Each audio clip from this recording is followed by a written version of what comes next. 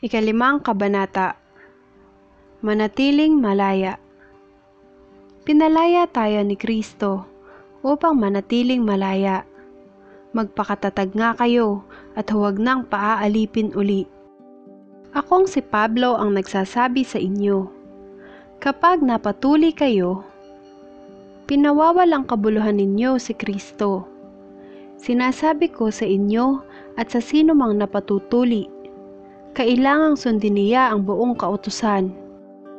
Ang nagsisikap na maging matuwid sa paningin ng Diyos sa pamamagitan ng pagtupad sa kautusan ay napahiwalay na kay Kristo at wala ng karapatan sa habag ng Diyos.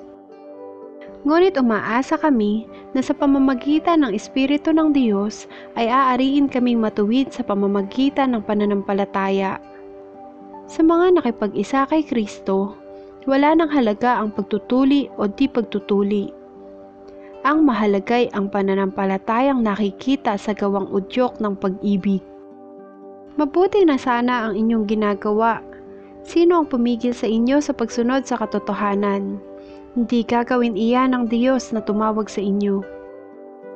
Napaaalsa ng kaunting lebadura ang buong masa ng harina, anang kasabihan. Dahil sa ating pakikipag-isa sa Panginoon, nagtitiwala akong hindi kayo mag-iiba ng pag-iisip tungkol sa bagay na ito, at natitiyak kong parurusahan ng Diyos ang sino mang lumiligalig sa inyo.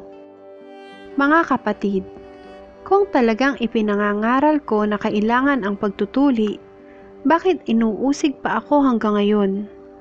Kung iya'y totoo, hindi na sana katitisuran ang aking pangangaral tungkol sa krus, at yaong mga nanggugulo sa inyo ay huwag lang patuli kundi paputol na.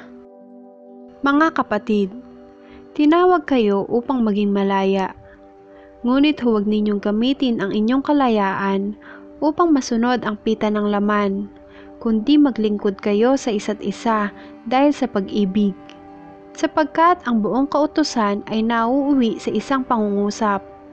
Ibigin mo ang iyong kapwa gaya ng iyong sarili. Ngunit kung kayo-kayo'y magkakagatan at magsasakmalang parang mga hayop, mauubos kayo. Ang Espiritu Santo at kalikasan ng tao. Ito ang sinasabi ko sa inyo.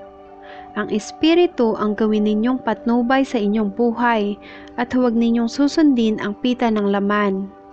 Sapagkat ang mga pita ng laman ay laban sa mga ninanasa ng Espiritu at ang mga ninanasa ng Espiritu ay laban sa mga pita ng laman. Magkalaban ang dalawang ito, kaya hindi ninyo magawa ang ibig ninyong gawin. Kung kayo'y pinapatnubayan ng Espiritu, wala na kayo sa ilalim ng kautusan. Hindi maikakaila ang mga gawa ng laman, pangangalunya, karimari-marim na pamumuhay, kahalayan, pagsamba sa Diyos-Diyosan, pangkukulam, pagkapuot, pagkagalit, paninibugho, kasakiman, pagkakabahabahagi, pagkakampi-kampi, pagkaingkit, paglalasing, walang taros na pagsasaya at iba pang tulad nito.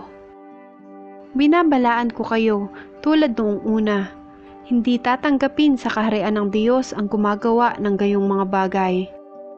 Subalit ang bunga ng Espiritu ay pag-ibig, kagalakan, kapayapaan, katiyagaan, kabaitan, kabutihan, katapatan, kahinahunan, at pagpipigil sa sarili. Walang utos laban sa ganitong mga bagay. At pinatay na ng mga nakipag-isa kay Kristo Jesus ang likas nilang pagkatao, kasama ang masasamang pita nito. Ang Espiritu ang nagbibigay buhay sa atin, kaya ito rin ang dapat maghari sa ating mga buhay. Huwag tayong maging palalo, palaaway at mainggitin.